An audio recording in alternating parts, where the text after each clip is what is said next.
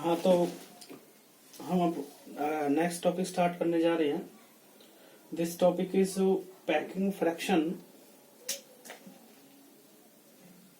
और packing efficiency. तो देखिए, the total space occupied by the spheres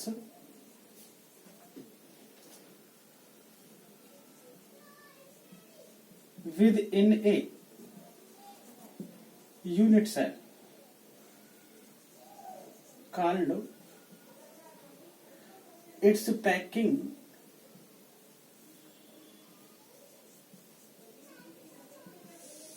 efficiency or packing fraction. As we discussed in the last topic, the arrangement of atoms with respect to primitive or non-primitive unit cell. तो जो primitive unit cell थे वहां atoms की arrangement कहां पे थी? केवल corners पे। नॉन प्रीमिटिव में corners plus other positions of the unit cell. तो वो जो स्फीयर्स हैं, वो जो अरेंज कर रखे हैं प्रीमिटिव या नॉन प्रीमिटिव के अकॉर्डिंग, वो उस क्यूबिक का कितना स्पेस ऑक्युपाइड करते हैं, कितना स्पेस घेरते हैं, it will be packing fraction और पैकिंग एफिशिएंसी। तो हमें पैकिंग फ्रैक्शन और पैकिंग एफिशिएंसी कैलकुलेट करनी है कि सिंपल में वो जो अरेंजमेंट कर रखी है कॉर्नर्स पे, वो स्फीयर्स उस क्यूबिक का कितना स्पेस ऑक्युपाइड कर रहे हैं।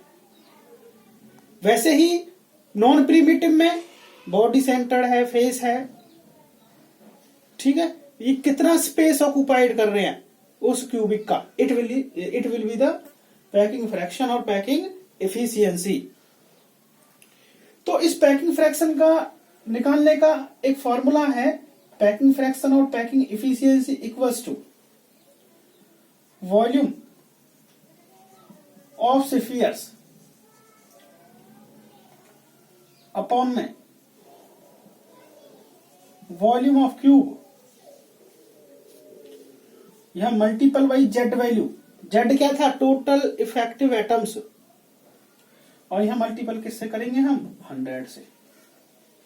तो पैकिंग एफिशिएंसी या पैकिंग फ्रैक्शन अगर हम निकालेंगे किसी भी यूनिट सेल का, तो हमें जनरली ये वाला फॉर्मूला यूज करना पड़ेगा, वॉल्यूम ऑफ स्फीयर्स, जो स्फीयर्स अरेंज कर रखे हैं प्रीमिटिव या नॉन प्रीमिटिव के थ्रू, उनका वॉल्यूम चाहिएगा। वॉल्यूम ऑफ क्यूब, क्यूब किसको बोला गया? वही जो क्यूब हम यूज कर रहे हैं, जहां जिस पे अरेंज कर रखे हैं एटम्स या स्फीयर्स, उस क्यूब का क्या चाहिएगा? वॉल्यूम।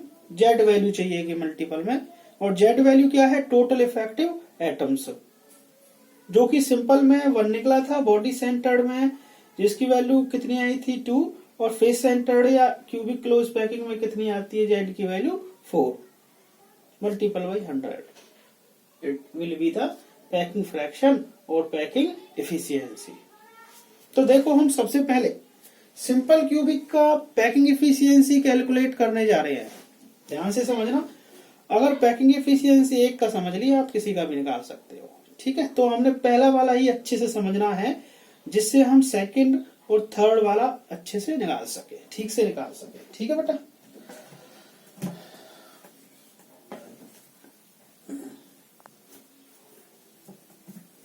आपने बस फॉर्मूला दिमाग में रखना है, ठीक है, उसी के अकॉर्डिंग आप पैकिंग एफिशिएंसी कैलकुलेट करोगे। तो फर्स्ट हम करने जा रहे हैं packing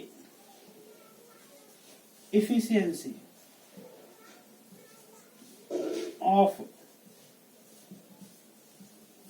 simple cubic unit cell. बेटा पहले किसकी कैलकुलेट कर रहे हैं हम? सिंपल क्यूबिक यूनिट सेल, ठीक है। सिंपल क्यूबिक, जैसे कि मैं यहां उसको बना रहा हूं, सिंपल क्यूबिक यूनिट सेल को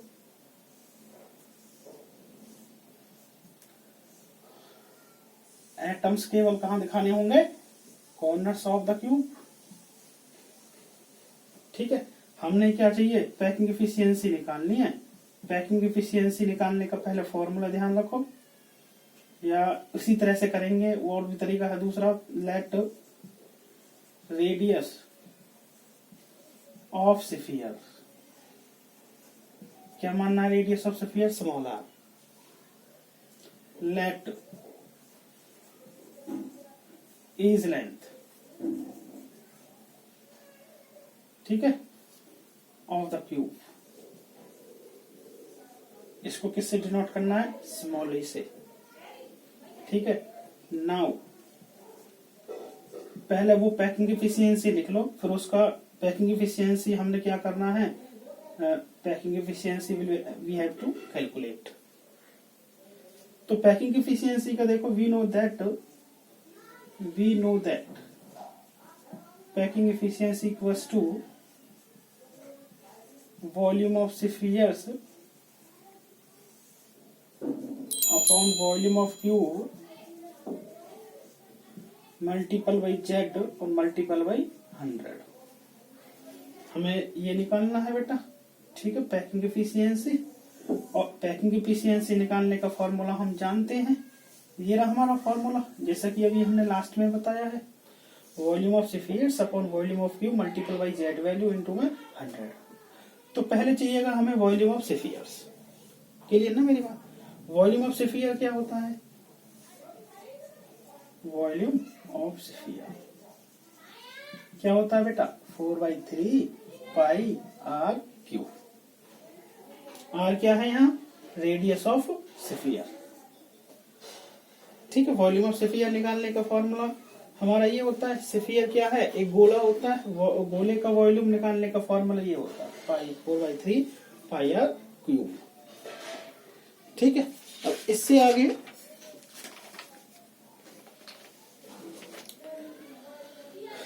देखो, ये लिख लिया मैंने, नाउ वॉल्यूम ऑफ स्फीयर हो गया इतना, इसका काम खत्म। अब चाहिएगा वॉल्यूम ऑफ क्यूब। क्या चाहिएगा बेटा, वॉल्यूम, बेटा ये तो आ गया वॉल्यूम ऑफ स्फीयर, और वॉल्यूम ऑफ क्यूब चाहिएगा। जेड की वैल्यू हमें पता है, सिंपल क्यूबिक में जेड की वैल्यू कितनी पुट करेंगे, 1। तो हमें क्या चाहिएगा, केवल यहाँ वॉल्यूम ऑफ क्यूब। तो निकालो volume of cube.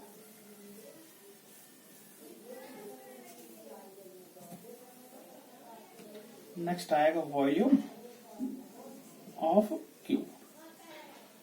Volume of cube कैसे निकलता है बेटा, एज लेंथ का क्यूब होता है, और एज लेंथ को हम डिनोट किससे कर लेते हैं, पहले ही शुरू में ही बता रखा है, ए से। तो ए क्यूब आ जाएगा, क्या आ जाएगा, ए क्यूब। अब हमारी जो स्फीयर का वॉल्यूम है वो आर की टर्म में है, तो हमें इस ए की टर्म को किस में ले जाना पड़ेगा, आर की टर्म में। और वो हम रिलेशन जानते हैं, ए और आर के बीच में बताया था ना रिलेशनशिप पहले, relationship between nearest neighbour distance radius of sphere, ध्यान होगा आपको। ठीक है बेटा, तो वहां से हमने सिंपल क्यूबिक का रिलेशन निकाल लेना। वे आगे किस तरह से करना है, we know that for simple cubic unit cell r equals to किसके बराबर था बेटा, a/2 के बराबर। किसके बराबर है, r इक्वल्स टू a/2, और यहाँ a को मैंने r की टर्म में ले जाना है, और क्या हो जाएगा फिर बेटा, a equals to 2r। a किसके बराबर हो जाएगा, 2r। ठीक है ना, सिंपल क्यूबिक में r और a के बीच में रिलेशन ये होता है, हम लास्ट में निकाल चुके हैं ये relation, r equals to a/2। और हमें किसकी वैल्यू चाहिए, यहाँ वॉल्यूम ऑफ क्यूब में a की वैल्यू चाहिए, और a की वैल्यू हम यहीं से निकाल सकते हैं, वो कितना निकल के आएगा, 2r। अब हम क्या करेंगे, इस वॉल्यूम ऑफ क्यूब में इस a की वैल्यू पुट कर देंगे। ठीक है बेटा, वॉल्यूम ऑफ क्यूब में क्या आ जाएगा, नाउ वॉल्यूम ऑफ क्यूब, तो एज लेंथ का क्यूब, और एज लेंथ कितना है, 2r का क्यूब, ये आ जाएगा 2r का क्यूब। कितना आ जाएगा बेटा, 8r क्यूब आ गया। क्या आ गया, वॉल्यूम ऑफ क्यूब 8r का क्यूब। तो ये वाला काम भी खत्म। वॉल्यूम ऑफ स्फीयर पहले निकालना था 4/3 pi are cube, volume of cube भी निकाल लिया है, इट इज 8 आर क्यूब। और जेड की वैल्यू कितना है, वे आर जेड वैल्यू इक्वल्स टू 1, किसके लिए बेटा ये, फॉर सिंपल क्यूबिक। जेड की वैल्यू की ये काम भी खत्म हो गया। अब वैल्यूज हम यहाँ पुट कर देंगे ये और कैलकुलेट कर देंगे। तो देखिए हटाए बेटा ये,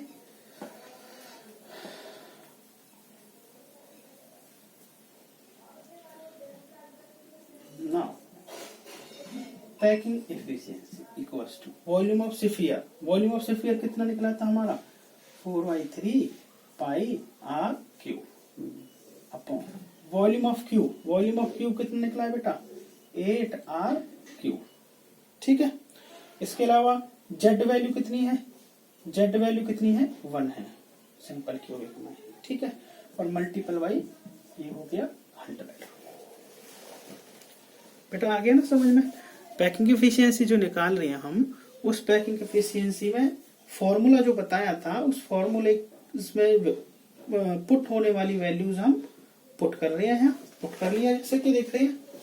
आगे देखो ये कितना हो जाएगा,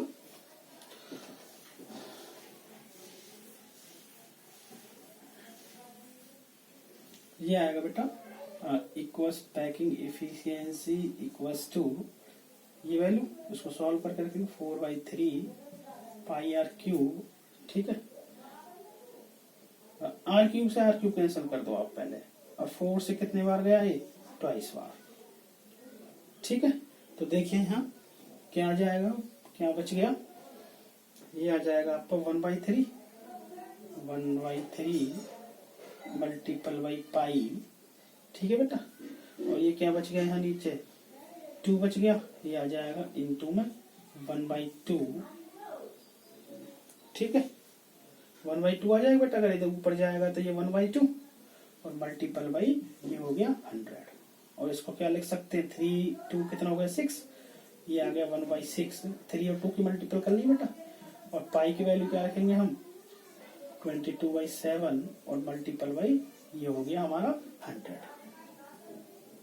ठीक है, इससे आगे इसको हम क्या करेंगे, जो इसको हम कैलकुलेट करने के बाद में ये वैल्यू आपकी निकल के आएगी 0.52 और इसको हम लिख सकते हैं 52%।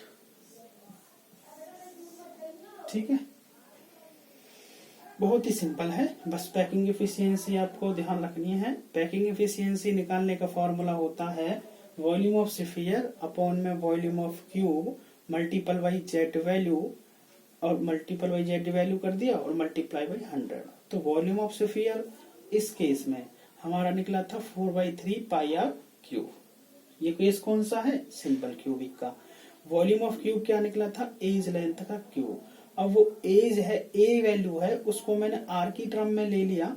किस तरह से, क्योंकि हम जानते हैं जो ए है किसके बराबर था बेटा, ए और आर की जो वैल्यू है वो हम पहले भी बता चुके हैं कि जो आर होता है वो किसके बराबर होता है a/2 के। तो यहाँ से हमारा ए निकल के आया था 2r, तो एज लेंथ का क्यूब करेंगे तो 2r का क्या हो जाएगा बेटा क्यूब, ये हो गया था हमारा 8r क्यूब।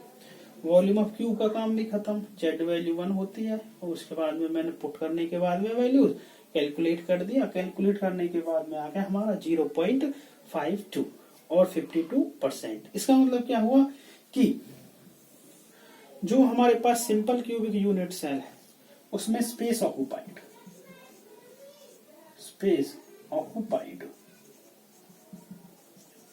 कितना हो गया बेटा 52%। कितना स्पेस ऑक्युपाइड किया जा रहा है स्फीयर से, 100 में से 52%। और स्पेस अनऑक्युपाइड कितना रह गया, स्पेस अनऑक्युपाइड कितना रह गया बेटा बताइए, वो रह गया हमारा 100 माइनस 52, वो आ गया कितना 48%। तो आपका सिंपल क्यूबिक का केस बिल्कुल फाइनल हो गया। ठीक है ना बेटा।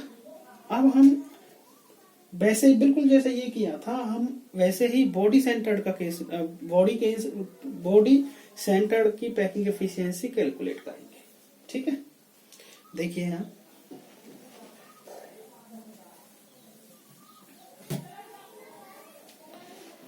चलो नेक्स्ट वीडियो में डिस्कस करेंगे वो बॉडी सेंटर्ड वाला केस।